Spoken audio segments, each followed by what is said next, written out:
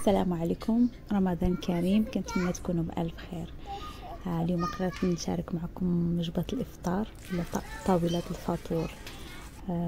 هذه تاني نهار في رمضان. أول رمضان كنا معروضين فما طيبتش. هذه أول طاولة إفطار إن شاء الله. تبعوا معي حتى الأخير باش نشوف شنو غادي نوجدو اليوم. أول حاجة بديت بها هما البريوات ديال السبانخ. خديت واحد زيت العود، من بعد واحد البصله متوسطه شحرتها مزيان، عاد زدت عليها عند السبانخ مجمدين. من بعد من طاحوا مزيان تقريبا طابوا، زدت عليهم واحد المعلقه ديال السماق، لما كانش ماشي مشكل. عصره ديال نص حامضه، واحد معلقه كبيره ديال دبس الرمان، ورشه ديال الملح. صافي واحد هكا شي نص معلقه ديال الزهر. صافي شحرتهم مزيان حتى نشفوا ما بقاش فيهم حتى شي قطره ديال الماء. صافي وعمرت بهم الورقه ديال البسطيله ولا ديال البسبوسه السمبوسه. صراحه كيجيو بنان هاد السبانخ ومغذيين.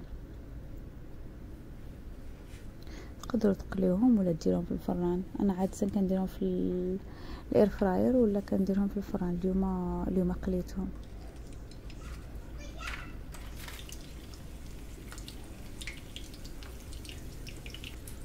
صراحه كيجيو مقرمشين ولذاذ ومغذيين، جربوهم. ثاني وصفه درت الشوربه. كنت غندير الحريره، كيف الاخر تناوى معايا الحال ودرت شوربه درت فيها كلشي، داك الخضره اللي عندي في الدار، خيزو، باذنجان، بطاطا، بصله، كورجيت، قرعه حمراء، وقبيطه ديال القزبور ومطيشه.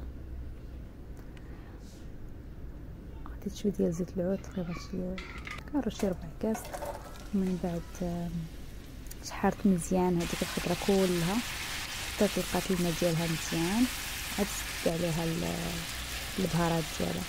ما كنديرش بزاف تاع التوابل، كندير غير الملح وواحد مكعب ديال الدامات البنه ديال الدجاج، ونص معلقه كمون، نص معلقه قزبور، بزار وخرقوم كركم.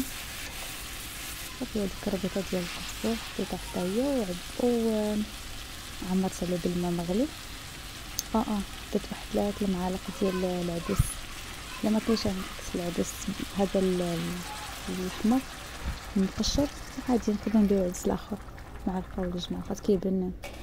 صافي خليته كيطيب على راحته.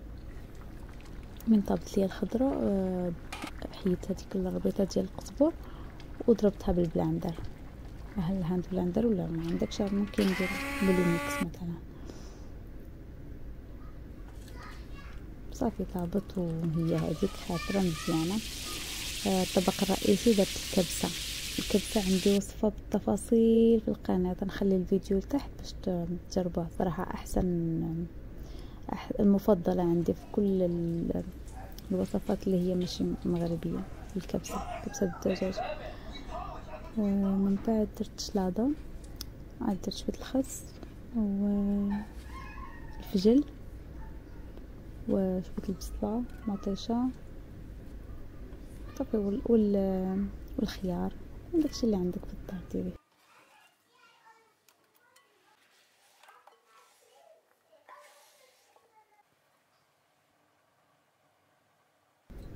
المهم هذيك الدريسينغ درت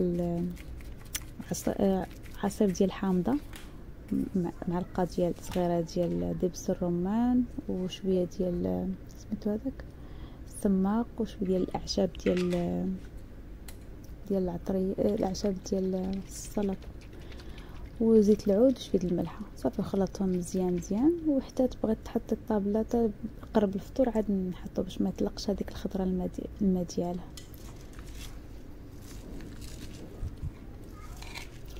صافي ضروري ماشي عصير فريش طبيعي.